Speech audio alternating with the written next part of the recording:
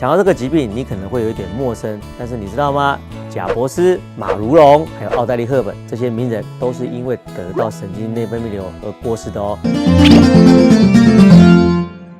如果你一直拉肚子，你应该会去看肠胃科的医师。如果你动不动就咳嗽，你应该会去看胸腔科的医师。如果你皮肤上长了一些红疹，我想你应该会找皮肤科的医师。但是你知道吗？你可能都看错科喽，这些都可能是所谓的神经内分泌肿瘤所引起的。首先跟大家介绍一下，什么叫做神经内分泌肿瘤？它就是由一种类似于神经细胞所长出来的肿瘤。那为什么后面要加个内分泌呢？因为它有一些东西，它会有内分泌的特性，就是它可以分泌一些荷尔蒙跑到你的全身上下去。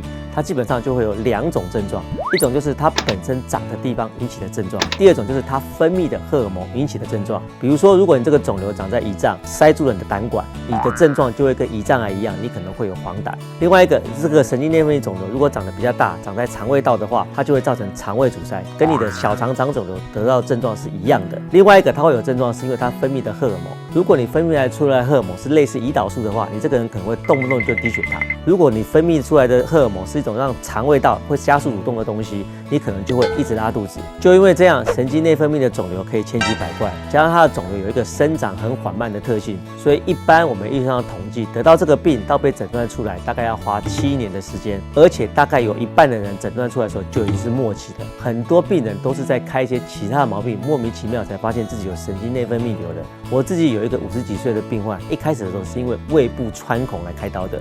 我们开刀开进去的时候，本来是要修补它破损的胃，就意外在发现，在胃的旁边长了一颗肿瘤，凸起来大概3公分。我们在开刀的时候顺势把那个肿瘤给切掉了，结果切完之后发现竟然是所谓的神经内分泌瘤。你知道吗？他开完刀之后非常的感谢我们，他感谢我的不是因为把他肚子痛治好了，而是这个病人已经有长达5年，常常都会有盗汗啊、热潮红这个毛病。那时候他去看妇产科医师，妇产科医师一直觉得他是更年期，所以给他用了一些女性荷尔蒙，但是他的症状完全都没有改善。我们手术把那个肿瘤拿掉之后，他所有的症状，那些不舒服，以为是更年期的症状，全部都好了。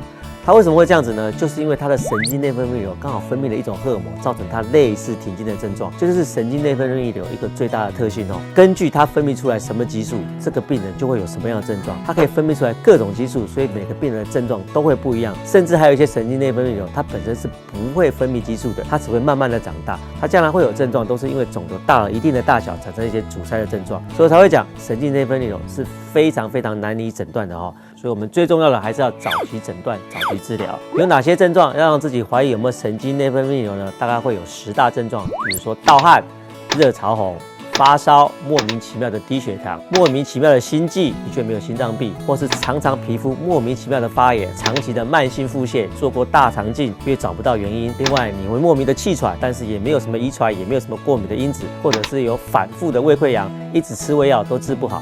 另外就是有莫名原因的咳嗽，照胸部 X 光却没有发现任何的问题。如果以上这些10大症状，你有2个到3个一直反复出现，可能真的要怀疑自己是不是有神经内分泌瘤咯。现在去检查神经内分泌瘤也非常的简单，你可能只要验个尿或是抽个血，就可以找到大部分的神经内分泌瘤了。千万不要让一时的轻忽，让神经内分泌瘤走到晚期哦，这样子可能预后就会变得非常的差。江屁一件事，关心健康所有事。